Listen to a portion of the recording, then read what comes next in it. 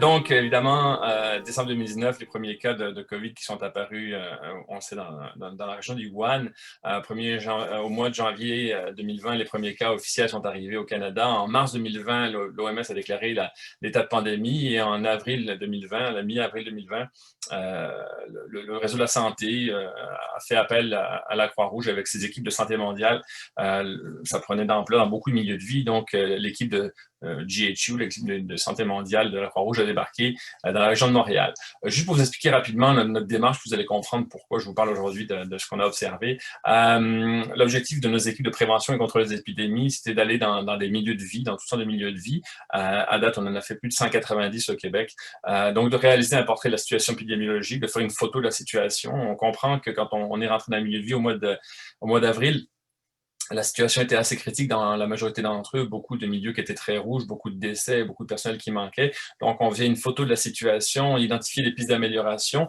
Je vais dire des quick fix, là, c'est peut-être un terme un peu facile, mais des gestes assez simples à mettre en place, des actions assez simples à poser qui peuvent avoir des grands impacts pour limiter la transmission de l'infection. On émettait des recommandations SMART, on accompagnait le site dans la mise en place de certaines mesures. Donc, il y avait une notion d'expertise, mais aussi une notion d'accompagnement. Et ensuite, on formait les acteurs pour qu'ils puissent continuer dans leur milieu. Donc, évidemment, on a vécu différents enjeux qu'on connaît pas mal tous, puisqu'on gravite autour des milieux de soins. On travaillait dans des milieux de vie, hein, c'est assez particulier. C'est pas dans un pays inconnu en urgence, c'est en urgence dans nos milieux de vie avec nos aînés. Donc, il y avait une notion de contact humain qui était très, très forte. L'état de santé des patients, hein, on a des patients qui sont avec des troubles cognitifs, avec des troubles de déplacement, des troubles comportementaux.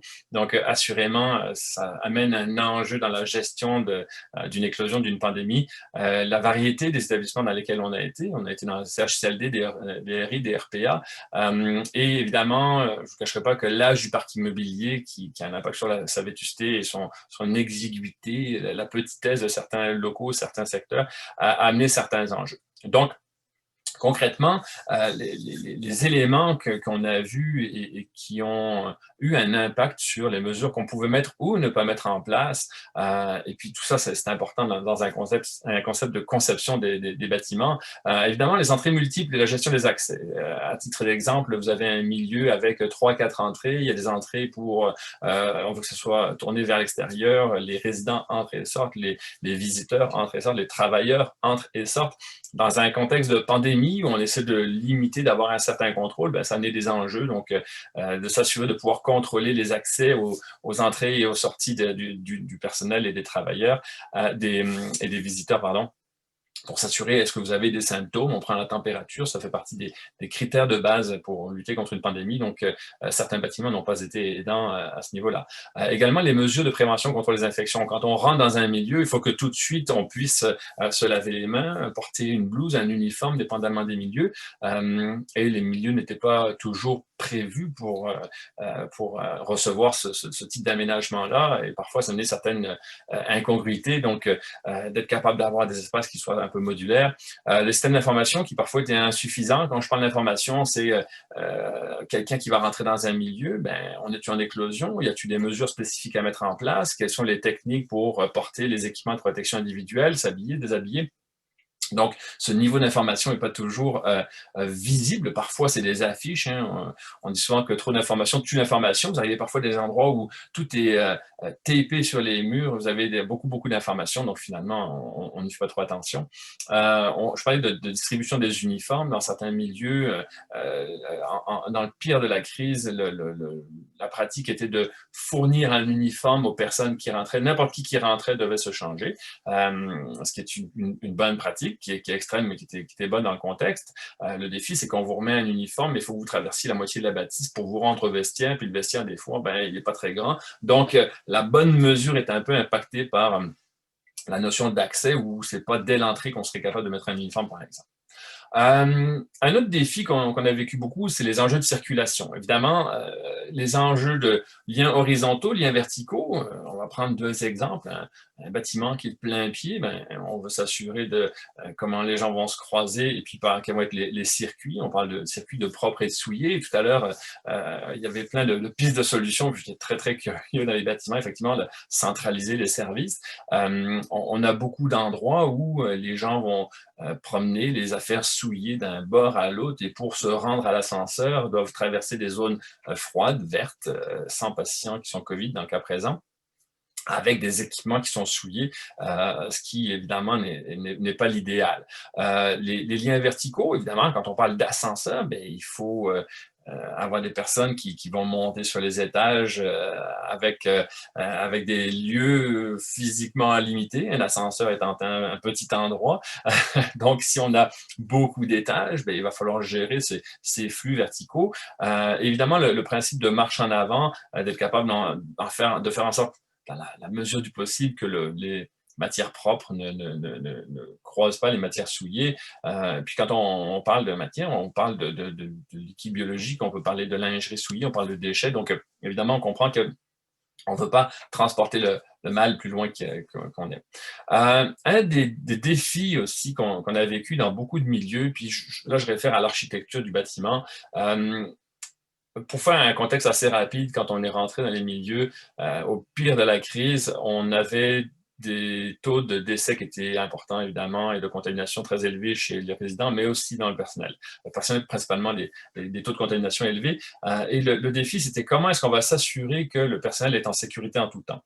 Vous savez, tantôt, Magali parlait de la pyramide de Maslow. Moi, je vois aussi au niveau des ressources. Dans un centre d'hébergement, on a perdu beaucoup de ressources humaines, de travailleurs. Donc, on peut moins donner de soins et moins s'occuper des résidents. Donc, si on s'en occupe moins parce qu'on a moins de ressources, il y a plus de contamination. Donc, le reste de personnel est encore plus contaminé.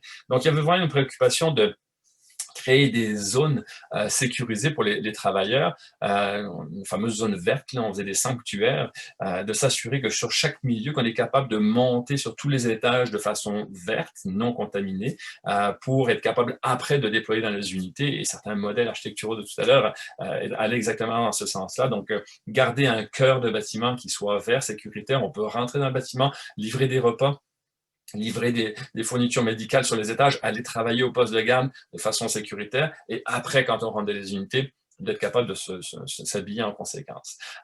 L'autre enjeu qu'on a vu et il a fallu être créatif, c'était d'assurer des zones de repos qui soient sécuritaires. Parce qu'évidemment, nos travailleurs, on comprend, font des grosses journées et parfois doublent leur temps. On a vu des gens qui ont quasiment dormi dans les milieux de vie. Ces gens-là ont besoin de se reposer. Puis je parle pas nécessairement de dormir, mais minimum d'aller prendre son break dans un environnement sécuritaire. Et on n'avait pas toujours des endroits, je repense à des endroits où la salle de pause est en milieu rouge et le personnel dans la zone rouge prenait sa pause avec ses 4 équipements. Vous savez à quel point il est difficile d'aller faire son épicerie avec un masque et c'est désagréable de le porter pendant 20, 30, 40, 50 minutes.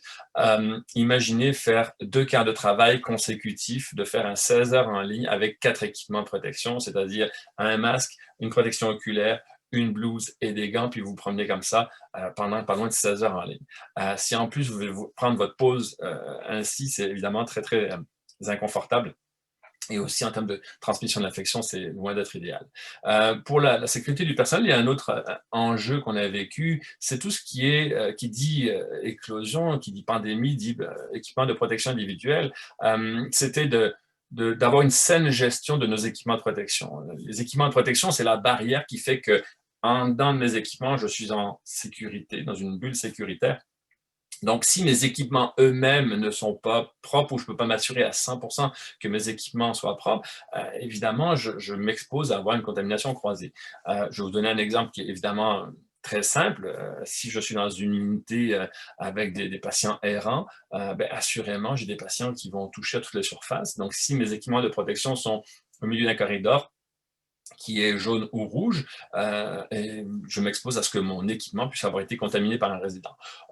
Une petite parenthèse, on fait souvent la délimitation entre les patients froids ou verts, donc qui sont les patients qui n'ont pas la COVID, avec des patients jaunes ou tièdes qui sont suspectés de l'avoir, ou des rouges ou chauds qui portent la COVID, qui sont portés de la COVID.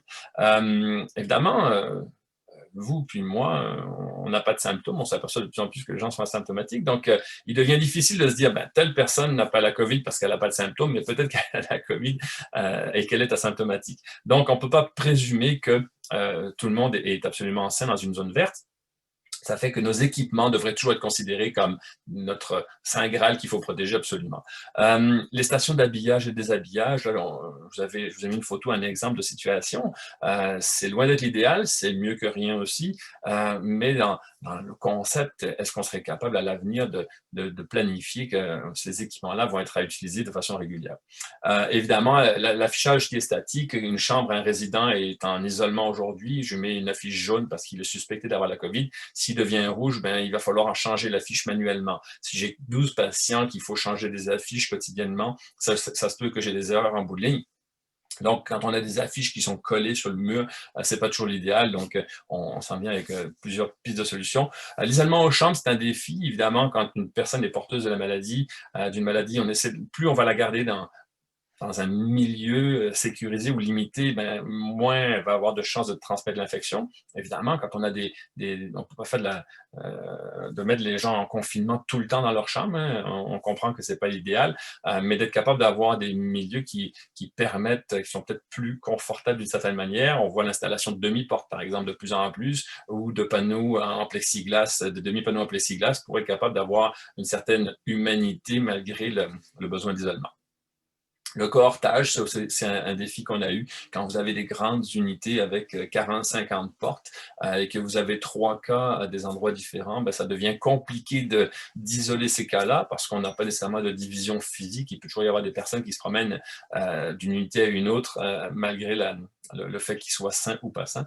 Donc ça tient beaucoup un défi. Donc la capacité vous savez, la limitation physique demeure la mesure la plus efficace à très court terme, évidemment, pour limiter la propagation d'une infection. Donc, la capacité dans certains bâtiments, c'était beaucoup plus facile. Dans certains bâtiments, à partir du moment où les unités étaient plus petites et avaient des portes, ça c'est le défi, c'est que la porte permet de limiter physiquement la zone. Des fois c'est plus facile, des fois c'est moins facile.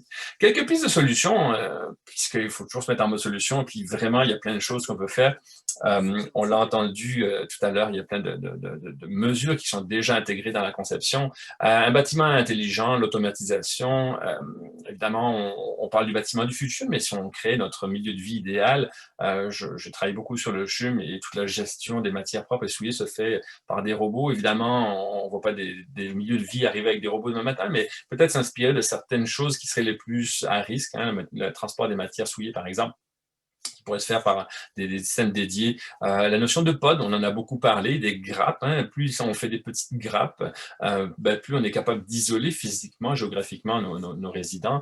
La sanctuarisation des lieux dédiés au personnel, le concept de bulle, de s'assurer que le personnel peut rentrer travailler le matin de façon sécuritaire et peut exercer son travail sans avoir la préoccupation de se dire j'ai des chances de tomber malade parce que mon poste de garde, on a vu ça des milieux où dans le poste de garde, les infirmières se promenaient avec 4 équipements parce qu'ils avaient perdu le contrôle, parce qu'ils étaient débordés, etc.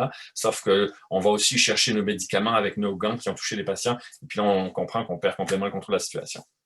Intégrer de façon permanente et sécuritaire les équipements de protection individuelle à chaque chambre, la réactivité, l'adaptabilité. Aujourd'hui, dans cette chambre, j'ai pas de patient, mon patient est négatif, mais demain, peut-être qu'il est positif. S'il faut que je cherche une station d'habillage, que je patente quelque chose avec des chariots qui traînent parce que j'ai rien pour mettre mes blouses à disposition, ben peut-être qu'on pourrait penser à avoir des systèmes de niches ou d'armoires fermées à chaque chambre. Et le jour où cette chambre tombe en isolement, je débarre la porte et j'ai accès à mon matériel, évidemment de façon sécuritaire. Il ne faut pas que les résidents y aient accès. C'est séparer les circuits pour le propre et le souillé. On en a parlé. Quand dans le même ascenseur, on descend les déchets au sous-sol puis on remonte le plateau repas jusqu'après. c'est pas l'idéal. D'avoir des chambres simples avec salle de bain en termes de prévention des infections, c'est le concept qui s'en vient maintenant pas mal partout. On le voit avec les hôpitaux, les hôpitaux universitaires de Montréal qui sont 100% de chambres simples. Les infections nosocomiales ont connu des baisses drastiques, ce qui est une bonne chose. Des chambres confortables, spacieuses, lumineuses. Hein, on pourrait, dans certains cas, comme ça a été le cas, ou c'est encore le cas dans le cadre de la COVID, d'isoler des résidents dans leur chambre. Donc, si on a une chambre qui fait 7 mètres carrés avec un lit, puis un plafond tout jaune, puis une petite fenêtre, c'est vraiment pas l'idéal pour être capable de garder les gens pendant un certain temps dans leur chambre. D'avoir des espaces communs qui permettent la distanciation physique, la fameuse sécurité universelle. Si mon aménagement fait en sorte que les gens vont manger à des distances raisonnables, vont pouvoir regarder la télé à des distances raisonnables, vont pouvoir jouer au bingo à des distances raisonnables, nécessairement, j'ai moins de promiscuité, donc je me donne une chance en termes de transmission d'infection et un accès sécuritaire pour les visiteurs et les aidants naturels. Ne pas oublier l'humanité, hein? Nos aînés, c'est nos parents, on est là grâce à eux et on doit en prendre soin. C'est une noble démarche. Il faut aussi penser à tous les aidants naturels qui travaillent au quotidien, qui viennent nous aider dans le réseau de la santé. On ne peut pas fermer nécessairement l'accès, on a dû le faire, c'est dramatique. Est-ce qu'on peut penser nos bâtiments pour maintenir cet accès, des corridors secondaires vitrés, d'avoir un accès aux chambres? Il y a plusieurs alternatives. Une conclusion, ben ça c'est la courbe de nos cas en date d'avant-hier. Au Québec, on voit nécessairement qu'on a eu un été un peu plus tranquille, avec des gros guillemets, que là on est reparti dans une deuxième vague. Et puis, juste une phrase qu'on entend parfois, on a mis en place toutes les mesures et on a encore des éclosions. Ben, c'est probablement une preuve qu'il faut regarder, il faut être créatif, il faut voir ailleurs, il faut penser en dehors de la boîte. Et définitivement, si on conçoit nos bâtiments, qui sont des bâtiments intelligents et qui nous aident dans la lutte aux infections, ben, ça va probablement nous aider à avoir des taux d'infection qui vont être beaucoup moins grands à l'avenir.